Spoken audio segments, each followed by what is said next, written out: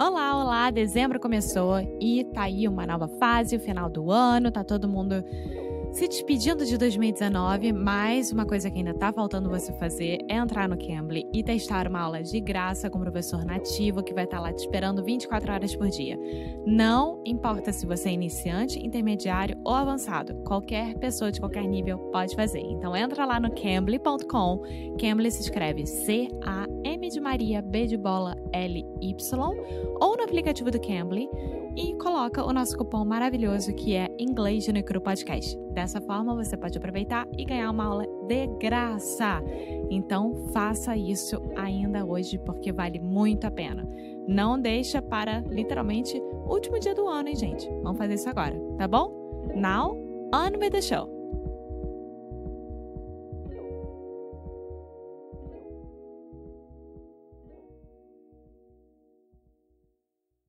Hello, hello, hey, sweet people, and welcome to another episode of Inglês no Rádio. I am Foster, I'm your English teacher, and as always, I am joined here with... Alexia, hello! Hello, Alexia, how are you doing? I'm fine. What about you? I'm doing well. We are inside recording podcast on a rainy day, and whenever I am recording podcasts, I am happy. That's good because it's our job. Exactly. So, today... we are talking about... This week on the show, this week on Inglês no Rádio, we are taking you to the nation's capital. That is to say, Washington, D.C. Washington. Okay, Washington, D.C. Exactly.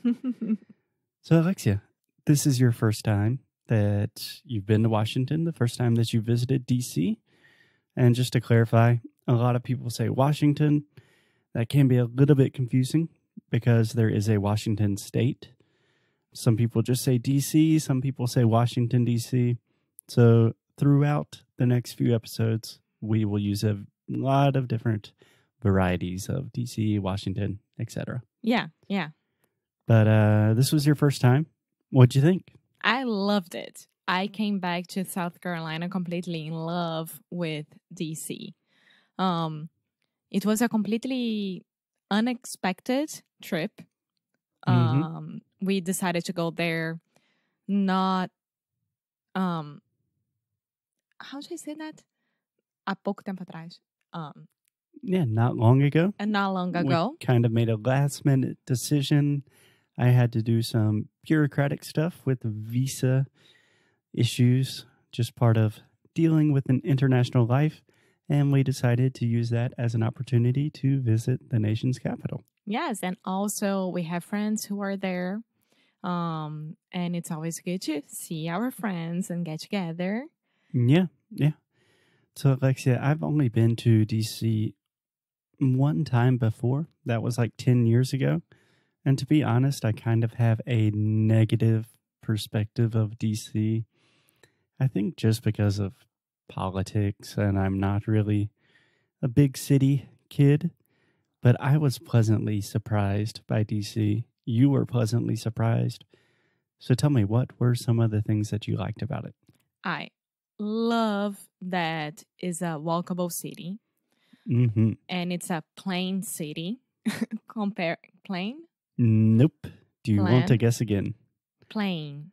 Plain could be avion, or it could also be plano, or it could also be like plain, boring, but I think you want to say flat.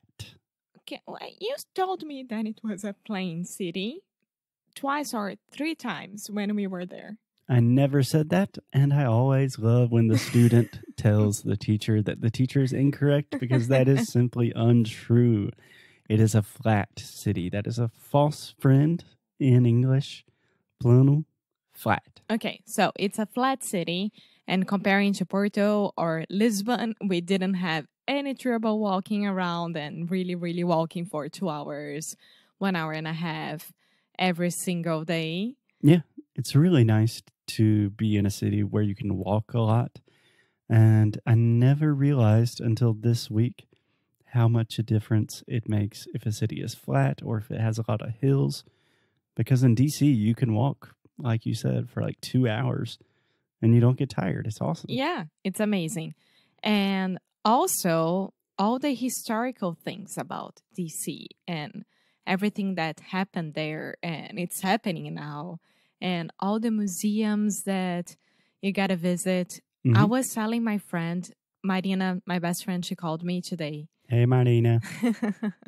And we were talking about business stuff and etc. But I was like, Marina, seriously, DC for me, it's better than New York for a lot of reasons. Those are fighting words. Yes, for a lot of reasons. Maybe DC, I see myself one day, who knows, having an apartment there, living there.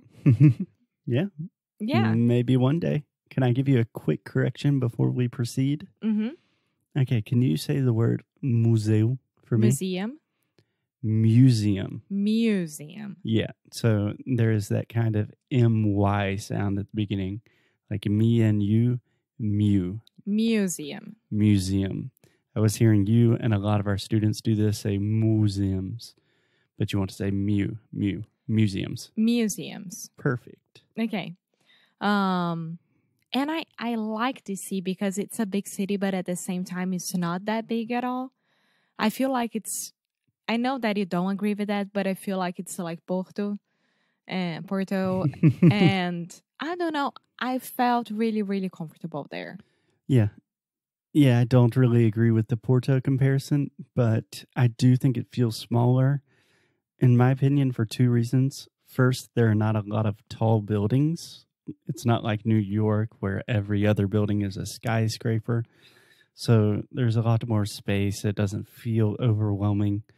And the townhouses. The townhouses are just adorable. They are darling. And also it's kind of very evenly divided by neighborhood. So each neighborhood is like its own separate little city, if that makes sense. Yeah. And I don't know about you guys, but Foster and I, we really, really like to get to know the city and to be part of the city and to be part of anywhere that we go that it's new for us. Okay. When you say to be part of, what do you mean? It's really to experience the city. So, for example, in this situation, to visit all the museums that we... Museums. One more time. Museums. Okay, perfect. That we could go and walk around and walk a lot and go to new restaurants and do some tourist things. Yeah, sorry. I was just going to say there are a lot of good restaurants in DC.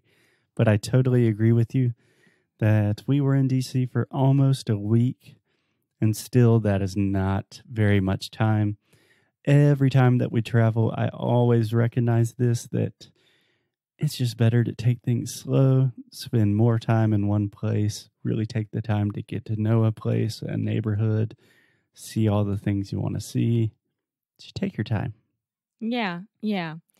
Well, and the mall, the National Mall, is that how I say it? Yeah. The National Mall is technically a big federal park in the middle of DC, and that's where all of the most important historical buildings and sculptures and statues are. For example, the U.S. Capitol Building, the Washington Monument, the Lincoln Memorial, the Jefferson Memorial, all of this cool, amazing stuff that we are going to talk about in a lot more detail in the next few episodes. Yes. One thing about DC, because we are only talking about the good things, and now I want to talk about a bad thing. Sure. Traffic.